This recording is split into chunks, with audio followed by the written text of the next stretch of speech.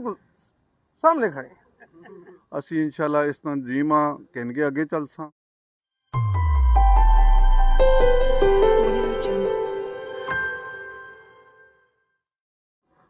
मैं तमाम अपने मेज़माना ना भरावां ना शुक्रिया अदा करना और खसूसी अलयार खान ना शुक्रिया अदा करना कि अज उन्होंने महफिल से जाइए सारे ने दावत की ने और अपने घर बुला के तो एक दो ना तारफ कराया ने मलिक साहब ना सदर साहब ना मलिक रंगज़ेब साहब ना मलिक मेहरबान साहब ना हमजा खान ना सारे ने शुक्रिया अदा करने असी इंशाल्लाह इस तंजीम कहनगे अगे चल सां और सारे मिल जुल के असी सारे एक ग्रां ने एक इलाके ने सारे असने बजुर्ग भी ते इंशाल्लाह असां तंजीम आगे करसां इस पार्टी नी सपोर्ट करसां इमरान खान नी सपोर्ट करसां जानी माली हर तरह नाल असी इंशाल्लाह इन्हां दी आवाज़ दिला बैक करसां।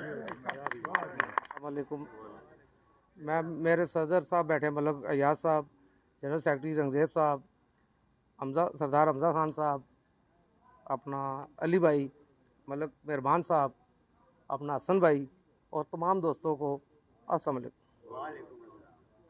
आपको पता है कि हम पार्टी के बंदे हैं। ज़ाहिर है चेयरमैन साहब का हमारे चेयरमैन साहब भी हैं और मलिक साहब के साथ अभी पार्टी हमारी स्टडी हो रही है। इंशाल्लाह इस पार्टी के साथ हम काम करेंगे, आपको भरपूर मज़ा आएगा। हम बिल्कुल आपके साथ शाना बिशाना खड़े हैं।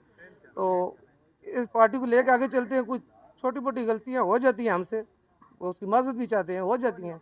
बकाया हम मलिक रंगज़ेब साहब के साथ बिल्कुल सामने खड़े हैं। शुक्रिया।